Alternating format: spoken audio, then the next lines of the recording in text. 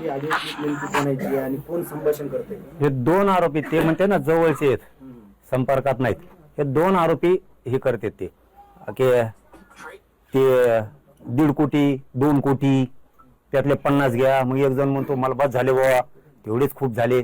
म्हणजे तुम्ही आपले असून माणसं मारायला तयार झाले आणि तुमचे म्हणता मुळावर उठता पैशासाठी द्या.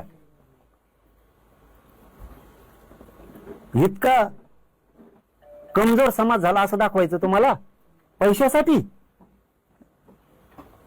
अरे मी रक्त सुद्धा सांडायला तयार आहे समाजासाठी, जीव द्यायला सुद्धा तयार आहे गेला तरी.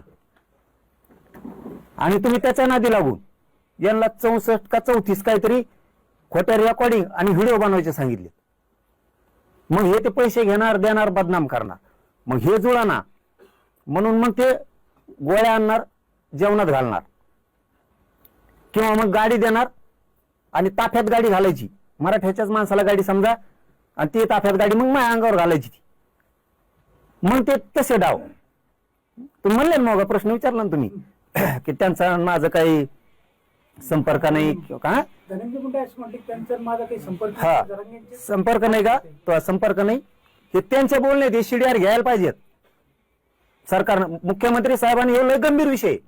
ह्यो आता फक्त ओबीसी चाडून गेला पाला लागलाय. याच्या आधी जाती चाडून गेला पत होता, आता ओबीसी चाडून गेला पत होई की मी असं केलं आणि ओबीसी तमकं केलं म्हणून केलं. इथं ओबीसी समान नाही. तोही दलिंद्री, तोही घाण वर्तणूक, विकृतपणा ओबीसीच्या गळ्यात गुंतवणूक. ह्यो आरक्षणाचा विषयच नाहीये. ते 4 दिवस लेट मिळेल मराठ्याला किंवा ओबीसीला मिळेल ती भागच नाहीये. इथं जीवना मरणाचा प्रश्न आहे. तू कोणाच्या जीवनावर उठूच शकत नाही म्हणतो ना तू, आणि त्यांचा काही संपर्कच नाही म्हणतो ना. तुम्हाला एकच ऐकू घालतो त्याचं, ते बोलायला हे त्यांच्या मोबाईल मध्ये, आमच्याकडे नाही. ते CDR काढा तवाची. त्या कार्यकर्त्याची झालटा फाट्यावर भेट झाली नसल्याचं म्हटलं आहे.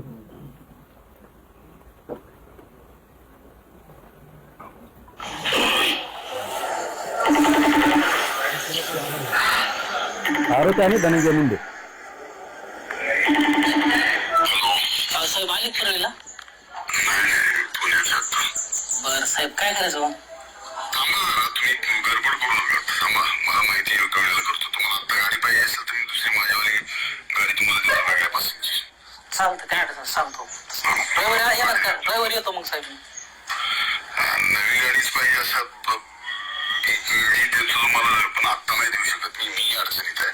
आता तुम्हाला पाहिजे तर मी माझ्यावाली एखादी गाडी देईल. हो चालतं, पण मी तुम्हाला भेटतो ना उद्या. आहेत का मग? नाही मी तो रविवारी उद्याच रविवारी साहेब. मग येतो मी तुम्हाला बोलतो.